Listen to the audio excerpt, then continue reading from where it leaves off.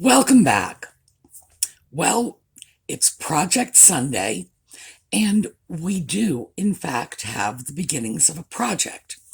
And this is a project I've been looking forward to, but the weather hasn't been cooperating. But we got a good day, so we get a chance to start in on the dental cabinet. All right, so when we get back,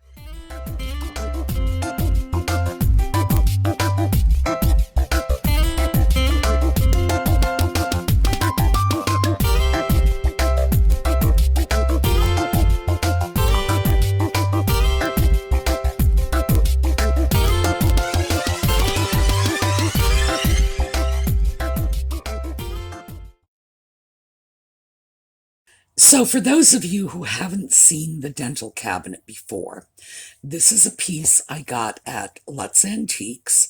I paid less than $900 for it. They gave me a discount. They delivered it. Oh my gosh, those people are a dream to deal with. And this is a beautiful cabinet from the 1930s from a dental office. I want it for a kitchen cabinet, so I'm going to have to do a little bit of work to ensure this cabinet is what I want it to be. And because I'm keeping this cabinet, and because I intend to live to be 110 years old, I expect to keep it for quite some time. So the restoration is going to be a careful and comprehensive restoration.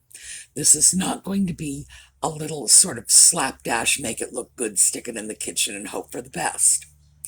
So it's going to be an ongoing project. This is not going to be done in a week or two. So today, to begin with, we had a good day. We had some decent weather. It's been raining here a lot. So we've gone from really cold, miserably hot, to rain, just bad working conditions all the way around. But we had a good day today. So the first thing I did was went out, took a look at the cabinet. It was exactly where Lutz had dropped it off. And I'm going to show you what it was, the way they dropped it off. So take a look. So as you can see, the cabinet has been left in a very neat, orderly way, right outside the schoolhouse door, wrapped in plastic, tied with rubber bands. This was really a nice job, and I don't know if you can notice, two of the legs are propped up just to make sure the cabinet remained level. So as you saw, it was all covered in plastic. Those green bands are large rubber bands, basically. They're just huge rubber bands. I'm going to pack them up and stick them in my bag and drop them off the next time I go to Lutz, so they'll have their rubber bands. I'm sure they can use them. And of course, it was covered in plastic. They made a really good point of protecting this piece. They had the back of the piece facing out toward the street and the front facing toward the building to forestall any damage problems. Really nice. So we just took a look at a large black plastic thing. Let's take a look at it once I took the plastic off. Well, this is the back of the dental cabinet. As you can see, the back portion is very nicely detailed. That's the mark of a quality piece, because this is never going to be shown. It's all screwed in. It looks like we've got more than a dozen screws holding the back on. I expect this piece is probably separately removable, because that's behind the little mirror in the front. Let me scoot around and show you that. See, there's the mirror. It will be nice to be able to get the mirror out to refinish the piece, but I'm still examining it to see how to proceed, so I haven't decided yet if that's going to be done.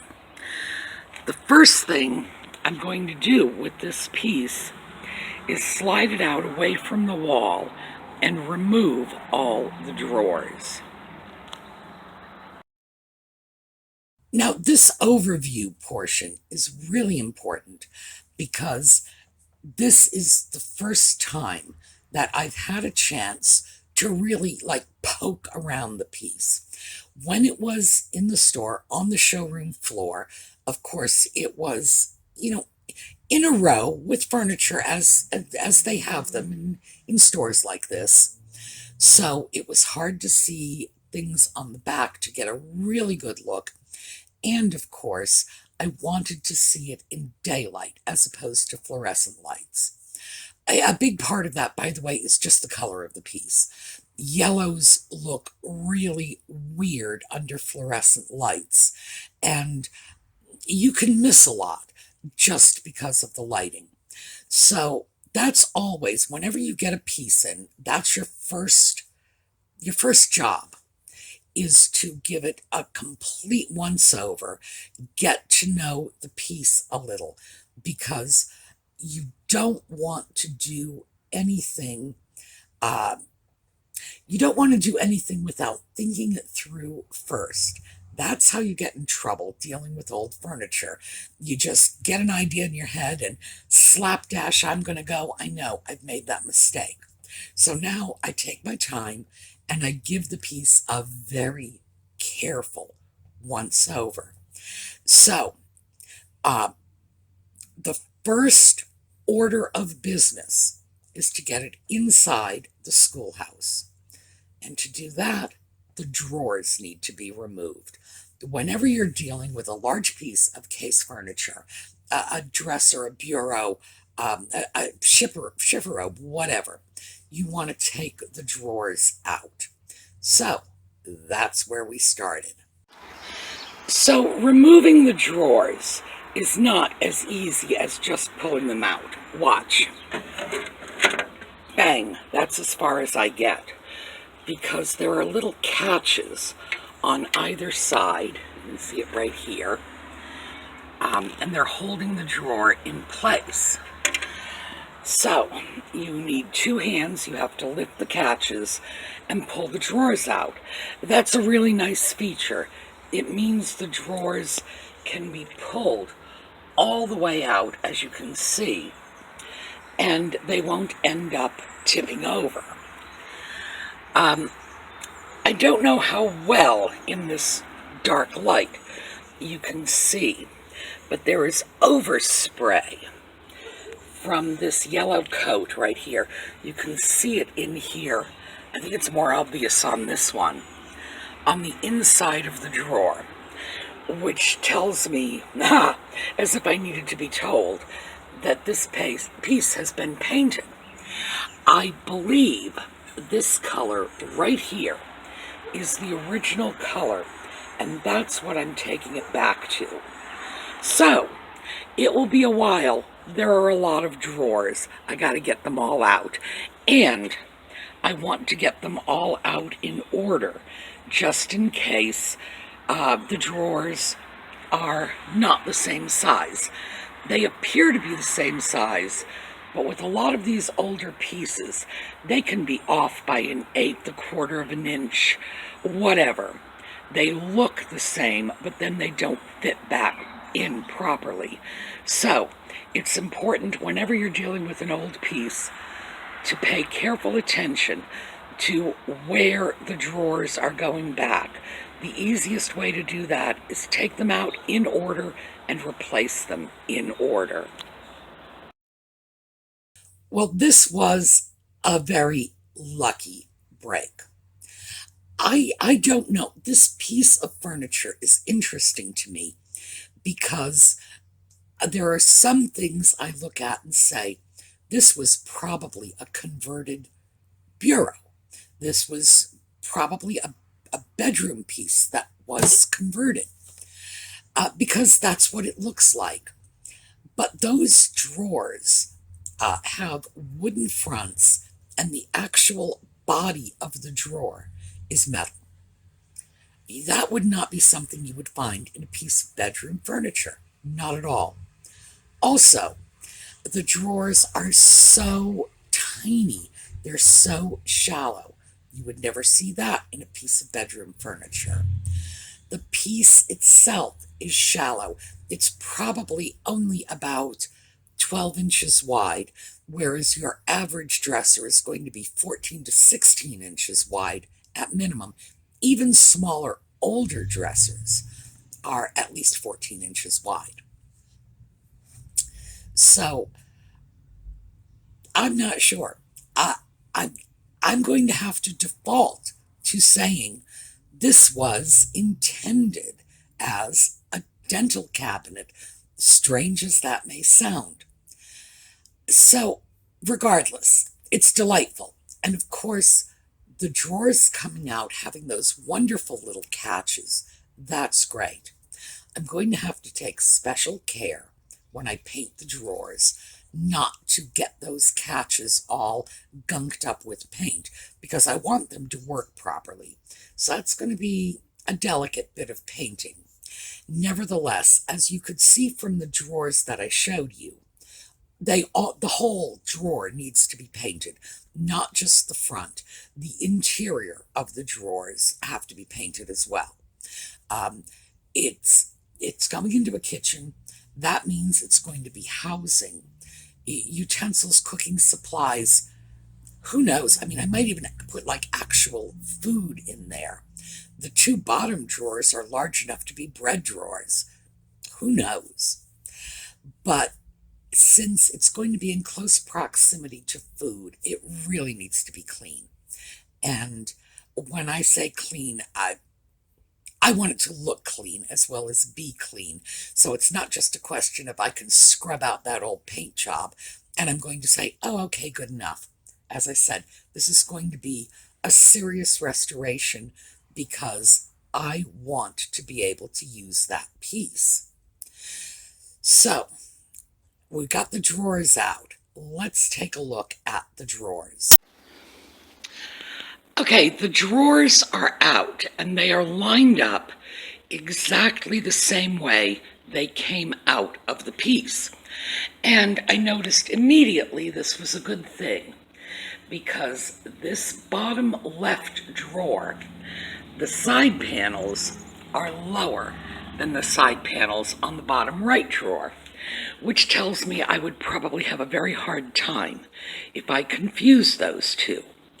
Now, the reason this is so important, and just please trust me on this, I spent an entire afternoon trying to replace drawers in an antique secretary because I did not have the brains to do it right the first time.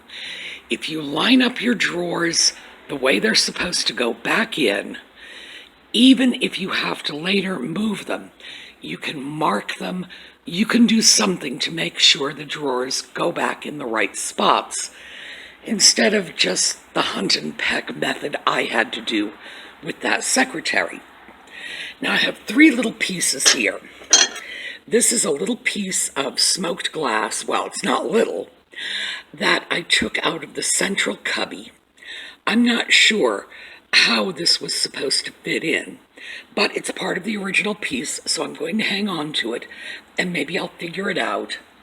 And these two pieces, which are glass utensil holders, presumably for the dental tools, they are going back into the drawers. I will find some use for them, but obviously they were part of the dental cabinet, so they are staying with the piece no matter what, even if I just have to use them to store buttons. But the fact is that I want to keep as much of the piece together as I can. So, there are our drawers. Now we're going to go out and take another look at the piece. As I mentioned, it is really important to know where every drawer is going. I wasn't kidding about that secretary thing. I spent a whole afternoon with a dozen little drawers trying to figure out which cubby they went into. It was a remarkably frustrating experience. My bedroom dresser, which is an antique, it's an Eastlake piece. It's from the probably early 1890s. It has 3 drawers. They are not interchangeable. The 2 bottom drawers look like they might be. No, they're not. And believe me, I don't know how many times I've done that, taking the drawers out, put the wrong one in, and then I have to pull it back out again. Make very sure when you remove a drawer, you know which opening it goes into.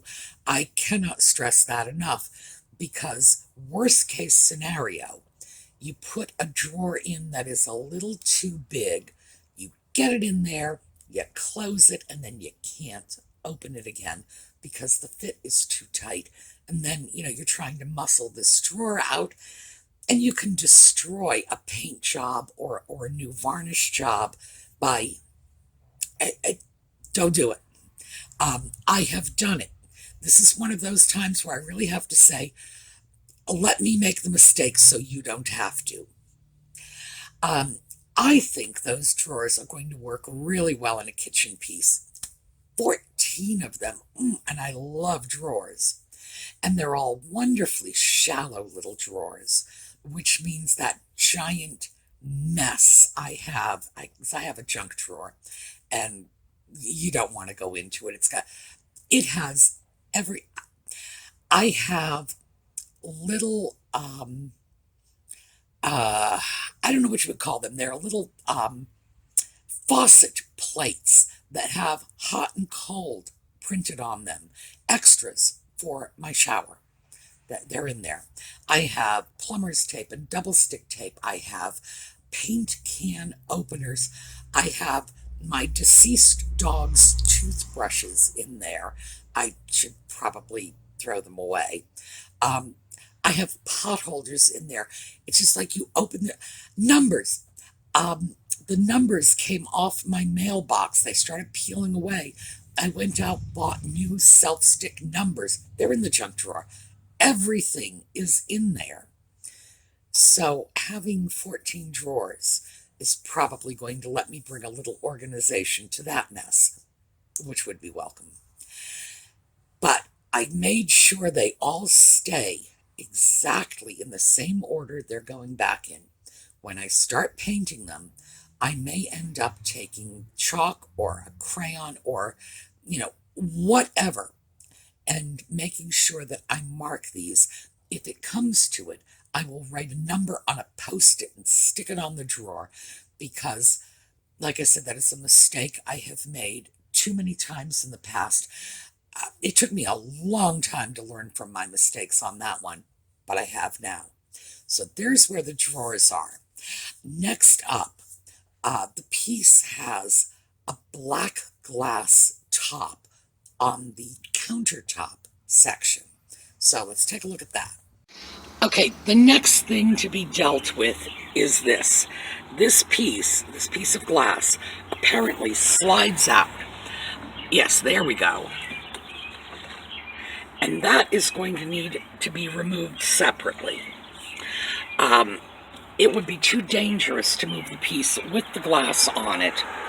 And of course, that's a beautiful piece of glass, wonderfully thick, custom fit for this piece, so I don't want to take a chance of losing it. Meanwhile, here are the drawer supports. Very nice. And I'm not sure what this is. We have something in here. I'm going to have to take a look at that and see what that is and what it does. Because frankly, I don't know. I've never seen that before. Again, paying attention to the piece as you take it apart in preparation for the refinishing tells you everything you need to know about how it goes together. So I'm going to go and find some shims to pop in here. After I pull the glass out, I'm just going to tuck shims in to make sure I don't rack the piece. Racking the piece is distorting the shape. And as you can see, these legs were intended to sit on top of this piece of glass, which is about 1/4 of an inch thick. So there's going to be a 1/4 of an inch gap when I pull the glass. And I'd rather they be secured before I try to move it. It was surprisingly light. I expected that to be just a monstrously heavy piece of glass. Surprisingly light. I was able to quickly and easily relocate that. Let me show you that very quickly. Okay, so here's the glass, safely tucked away. I would imagine we're not going to have to worry about that for a while, but I might pop some of these boxes on top of it just to protect it, because birds are still making their homes in here. So once that piece of glass is out of the way, and that's really important, because the last thing in the world you need to be sweating about is glass, especially a large piece like that. I do not know what it would cost to replace that. I have a feeling it would be a lot. So I want to make sure I keep that safe. And I will put something, not just, like paper towels or something on it to protect it. I will put some boxes of light stuff on top of it, just to make sure it's not going anywhere, that it's not in any danger. Because I just as soon not have to pay for new glass, not when I have that beautiful piece. So next up, I had to prep the piece to physically move it inside the schoolhouse. Here we go. Okay, so here's what I've done. I grabbed a couple of small boxes, tucked them underneath, and then pushed shims in. See, just to secure this. Now, next thing I'm going to do is take the piece inside. You don't need to see me do that. It's probably not going to be pretty anyway, but I am going to get it inside the schoolhouse. And then we're going to work on removing these doors. So getting those two little legs that support the upper cabinet, getting them wedged in with the shims, and I used little boxes, cardboard boxes basically, shim them in so that it didn't wobble, that it didn't start racking. And that's a danger always when you're moving a large heavy piece of furniture. And of course I was moving it by myself, which makes it even more problematic. But you can do this with anything. As you see, I used boxes, but I did use some actual shims.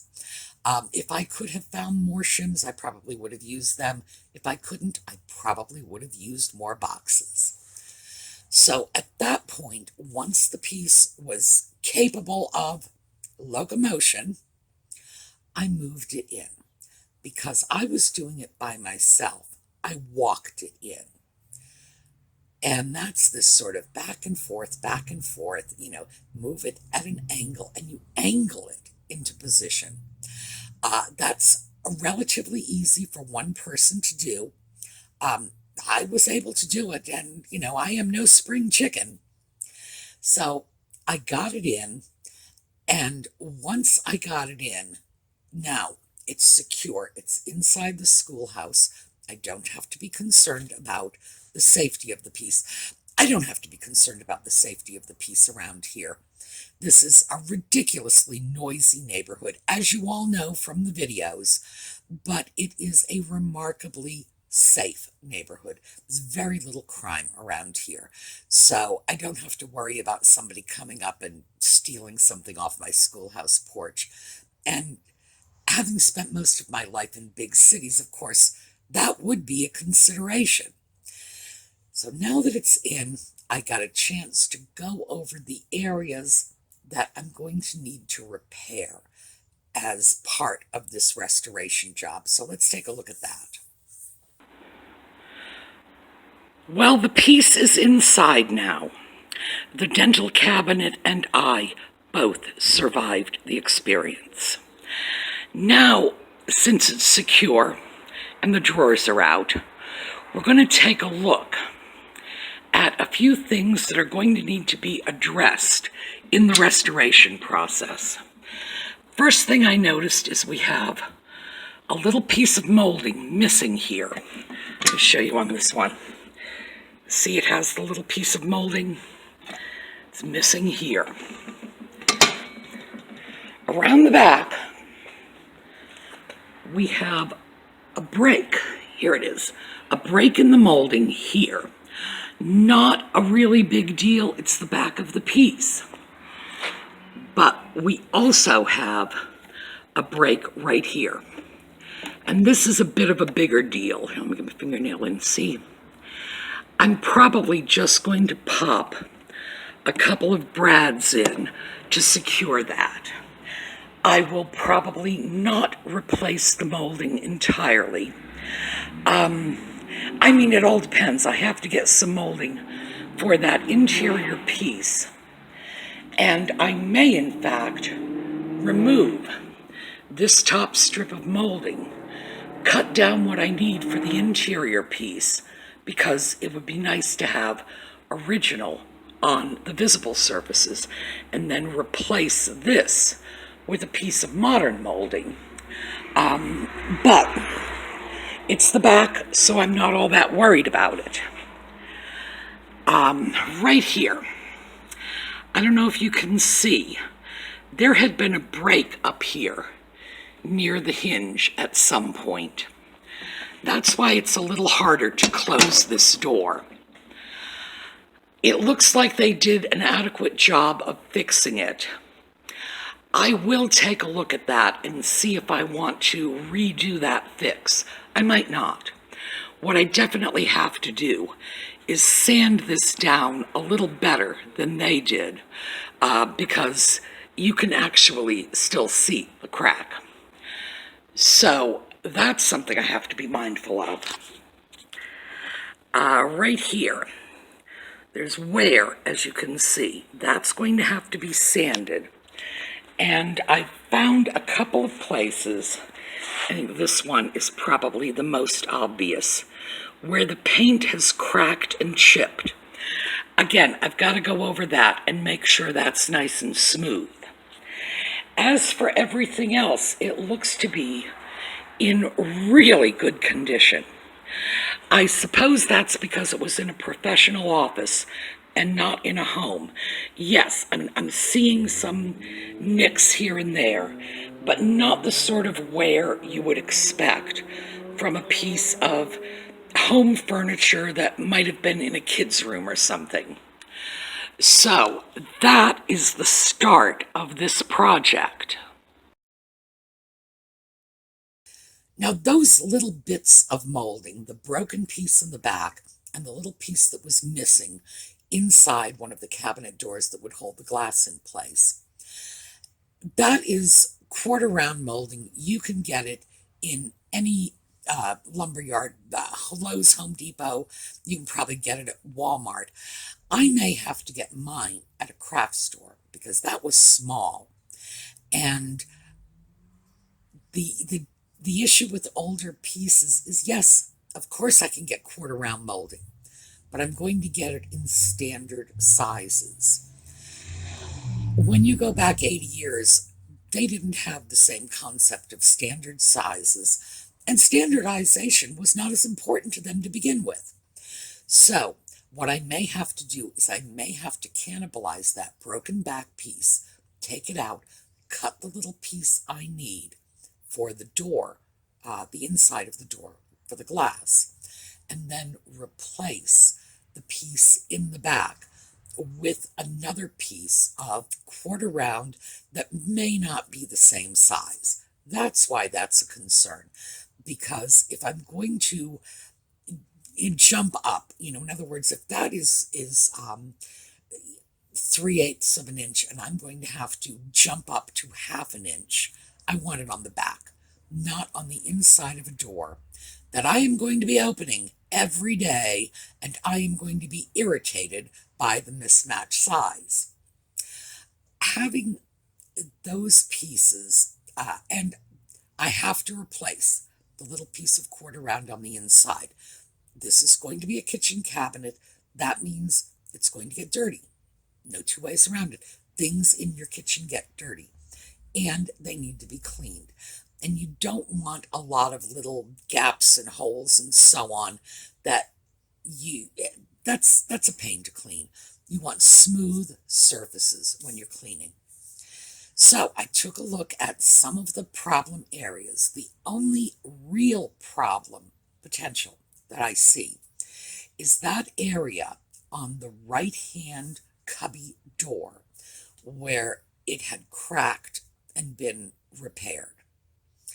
I'm going to have to take a look at that, and what I will do is I will simply take that door right off the hinges and then take a look at how they repaired it.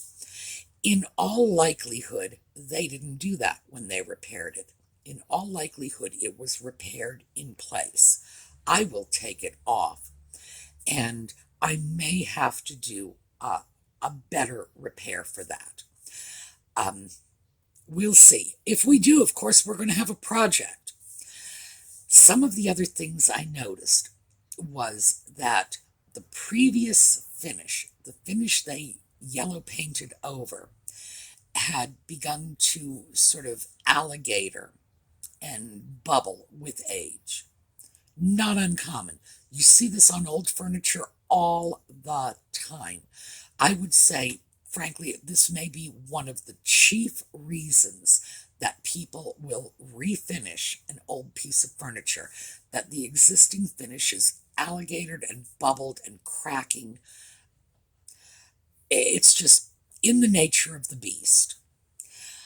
That is going to have to be dealt with. That's going to have to be sanded. I want a nice, smooth finish. And the reason I want a nice, smooth finish is I believe they used semi-gloss paints. Well, I know they used semi-gloss paints on some surfaces, and I think they used a flat finish on the front of the cabinet, the drawers, etc. I'm going to split the difference, and I'm going with a satin finish. I've given that a lot of thought. I do not want a high gloss finish. I want a low gloss, but I definitely want some level of gloss. Again, it's going to be a kitchen piece. Kitchen pieces get scrubbed. And so consequently, I want a tougher surface for it. But I don't want it reflecting the sunlight in my eyes. I do not want to be going into the kitchen and I'm getting my morning coffee and suddenly, bang, I'm blinded by the finish on my cabinet. No, not what I'm interested in doing.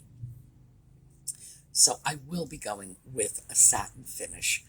That means, see, this is the thing with satin finishes. You really have to have a good surface underneath. So that's where we'll be going. I know, by the way, I am keenly aware of the fact that we are probably way over our normal time limit, but it's a special piece, and we're probably going to always be over our time limit when we're dealing with this piece. So next thing I'm going to do, just for me, because I'm very proud of myself having gotten it in there, and I suggest you do this too whenever you're working on a piece of furniture, I'm going to give myself a little treat.